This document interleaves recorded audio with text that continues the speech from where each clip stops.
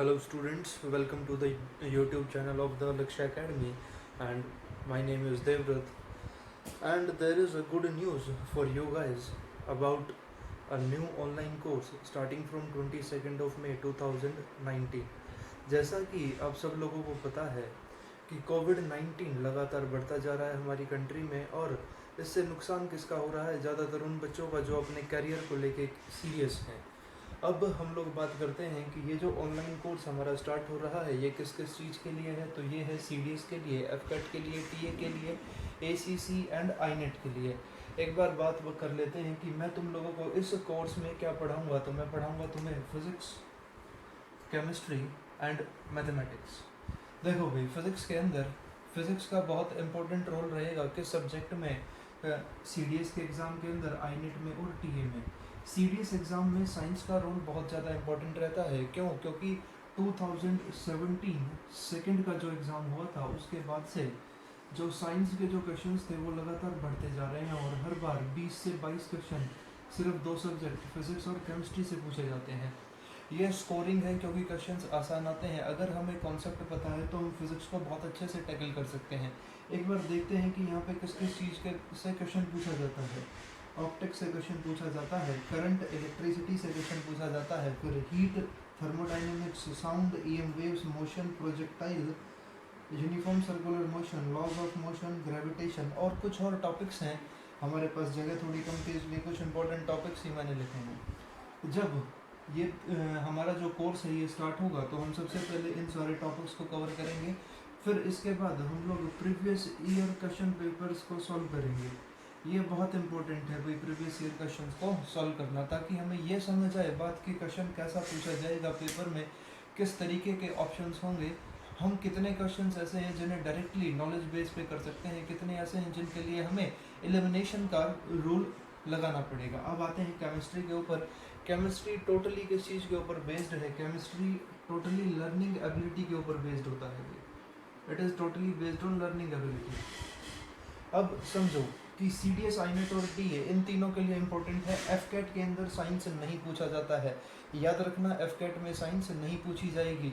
पिछले 5 साल से एक भी क्वेश्चन नहीं आया है साइंस का। अब केमिस्ट्री से सीधा जो चीज़ तुमने रट ली उसके ऊपर क्वेश्चन आएगा। अब बात यह आती है कि पढ़ना कितना है केमिस्ट्री के अंदर। तो बहुत बेसिक की बात करेंगे हम। अप टू क्लास 10th हम लोगों को केमिस्ट्री पढ़नी होती है। कुछ ये तुम्हारे सामने टॉपिक्स लिखे हुए हैं जैसे atomic structure, states of matter, chemical reaction, acid base salt, radio activity, important chemical compounds and there uses and water. कुछ इनसे रिलेटेड क्वेश्चंस पूछे जाते हैं। अब आगे बढ़ते हैं और मैथ्स के बारे में बात करते हैं। CDS के अंदर 100 नंबर का मैथ आता है, FCAT के अंदर 54 मार्क्स, INET के अंदर 20 मार्क्स एंड TA के अंदर 50 मार्क्स। अगर मैथ्स की बात करूँ तो मैथ्स 5 पार्ट में डिवाइड होगा भाई। सबसे पहले हम लोग बात करेंगे एप्टीट्यूड की। एप्टीट्यूड से CDS के अंदर 40 क्वेश्चन आते हैं, 40 मार्क्स का ही लगा के चलो। FCAT के अंदर 18 क्वेश्चन आते हैं और हर एक क्वेश्चन 3 नंबर का होता है, तो टोटल हमारे हुए 54 मार्क्स। अगर INET की बात करें तो 20 क्वेश्चन, हर क्वेश्चन 4 नंबर का और 80 क्वेश्चन हो गए। अब आगे बढ़ेंगे तो एप्टीट्यूड की अगर मैं बात करूँ तो ये किस किस सब्जेक्ट के लिए पढ़ना है? CDS के लिए, FCAT के लिए, INET के लिए, TA के लिए। देखो CDS के अंदर आएंगे 40 क्वेश्चन पूरा का पूरा। FCAT किसके ऊपर बेस्ड है? एप्टीट्यूड के ऊपर बेस्ड है। INET भी किसके ऊपर बेस्ड है? एप्टीट्यूड के ऊपर बेस्ड है। TA के अंदर वही 40% क्वेश्चंस मैथमेटिक्स के रिलेट होते हैं, किससे? एप्टीट्यूड से। समझो कि एप्टीट्यूड का फ़ायदा क्या है? FCAT के आता क्या क्या है पहले ये बता देता हूँ। एप्टीट्यूड वाला जो पार्ट होता है उसके अंदर कुछ टॉपिक्स जैसे time and work, simplification, unitary method, फिर हमारा टाइम एंड वर्क हो गया, फिर वर्क एंड वेजेस हो गया, उसके बाद स्पीड, डिस्टेंस, टाइम हो गया, फिर CI, SI, profit loss discount, percentage, average. ये टॉपिक्स हैं किसके? एप्टीट्यूड के। इसके बाद जब हम CDS की तैयारी कर रहे होंगे तो हम आगे बढ़ेंगे, अलजेब्रा के ऊपर आएंगे।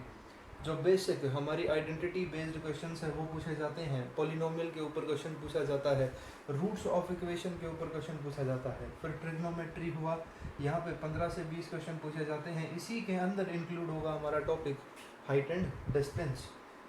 देन ज्योमेट्री के अंदर ट्राइंगल, सेंटर ऑफ ट्राइंगल, इसके बाद सर्कल, हमारे क्वाड्रिलेटरल्स, पॉलीगन्स, सारी चीज़ें ज्योमेट्री के अंदर, और यहाँ से भी 20 क्वेश्चन लगभग पूछे जाते हैं। फिर बात करते हैं मेंसुरेशन। मेंसुरेशन टोटली किसके ऊपर बेस्ड होती है? फॉर्मूले के ऊपर। फॉर्मूला बेस्ड टॉपिक है। अगर फॉर्मूला याद है आप क्वेश्चन कर पाओगे, फॉर्मूला याद नहीं है क्वेश्चन सॉल्व नहीं होगा। इसके अंदर 2D डायमेंशन जो कि रिलेट किससे है? एरिया एंड पेरीमीटर से है, और 3D डायमेंशन जो कि रिलेट है वॉल्यूम से। यहाँ से भी 20 से 25 क्वेश्चन पूछे जाते हैं। अभी के लिए मैं इस वीडियो को यहीं ख़त्म कर रहा हूँ। देखो भाई, 22 मार्च से, दोबारा बता रहा हूँ, 22 मई से हमारा नया ऑनलाइन बैच स्टार्ट हो रहा है।